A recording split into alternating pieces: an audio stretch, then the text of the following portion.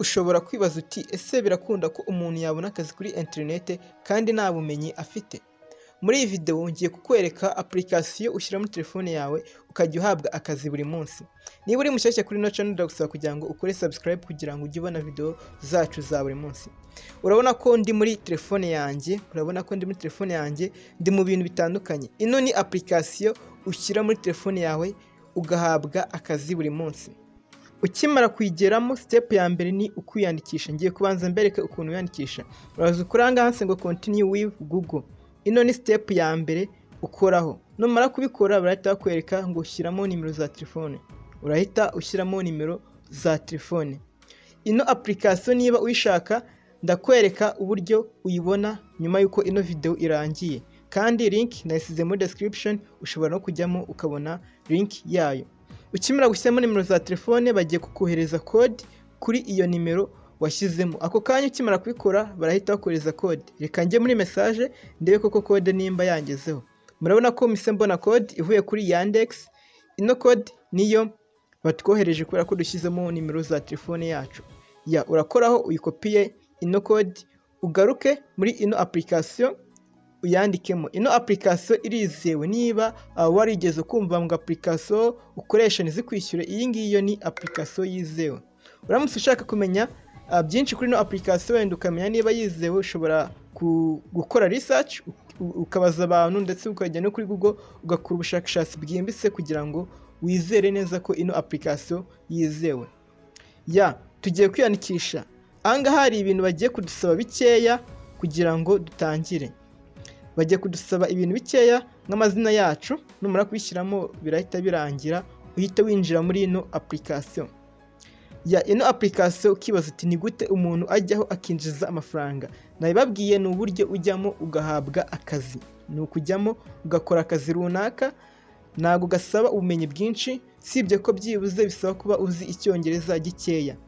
Murabona ko harimo ibintu byinshi. Nk'urugero nk'ibyo nakubwiraga by'indimi, ubonye ko task ya mbere batubwiye gukora ijyanye n'ururimi. Ukareba pronunciation mu cyongereza n'ibindi bintu bitandukanye ugenda uhabwa. Ni ukuvuga uti ikintu usabwa cya mbere ni uko ufite telefone, ikindi ufite megabyte, ikindi uzi icyongereza. Ugatangira gukoresha ino application.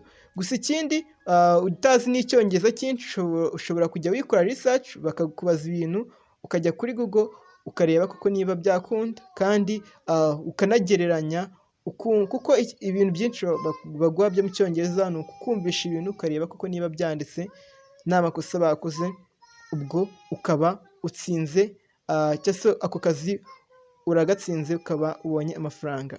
Nk'urugero reka dukore wenda kano kazi ka mbere. Murabona ko dufite 0 n'amafaranga na make dufite, nibwo tukimara kwiyandikisha. Ino application ni application ujya ugakora akazi nk'uko nabibabwiye. Ngiye kukwereka uburyo ukoreramo amafaranga. Ese ni gute noneho wabikuza amafaranga yawe, cyangwa se ni gute bigenda? Nk'urugero ko zanga hanse ngo my money, murabona ko dufite 0. Ushaka kubikuza ukoresha account ebyiri. Nk'ino yitwa hari iyitwa ngo Payoneer ni account ya mbere ushobora gukoresha ubikuza amafaranga yawe. N'indi yitwa ngo Papara. Gusa iyi ngiyi ntabwo ari ngombwa cyane, inziza wakoresha n'ino yitwa Payoneer kubera ko ni nayo ushobora kwita wohereza amafaranga uyacishije kuri Equity Bank. Tugiye kureba uti noneho ni gute wakora task. Murabona ko buri task iba ifite amafaranga bayishyiriyeho, ni make cyane, gusa uko ugenda uyikoresha inshuro nyinshi amafaranga yawe agenda yiyongera, ukaba wagenda unayabikuza. Murabona ko haba hariho imirimo myinshi wakora, nk'uko gusa nababwiye bisaba byibuze ko uzi ururimi rw'icyongereza. Nk'urugero wenda reka dukore ino task y'icyongereza. Murabona ko bayishyiriyeho amafaranga 0.05. Ni amafaranga make cyane, ni amafaranga 50.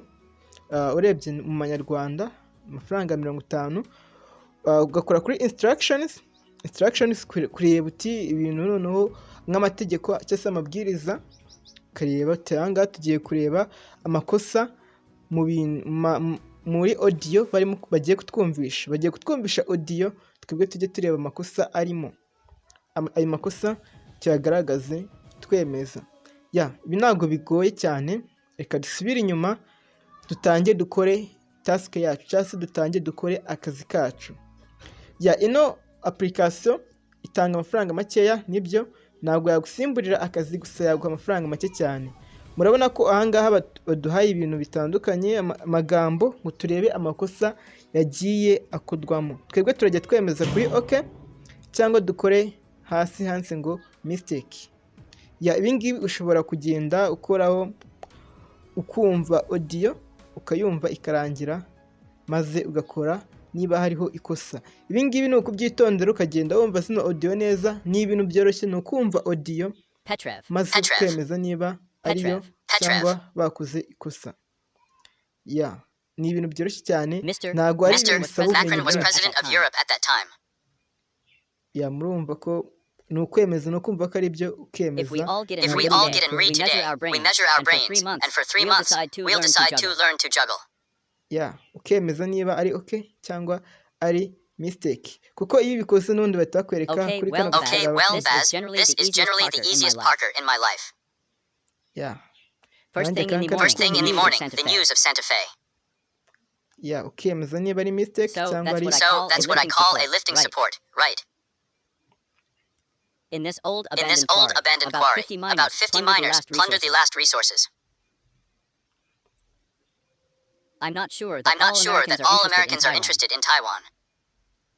With increased armor protection and a reinforced engine.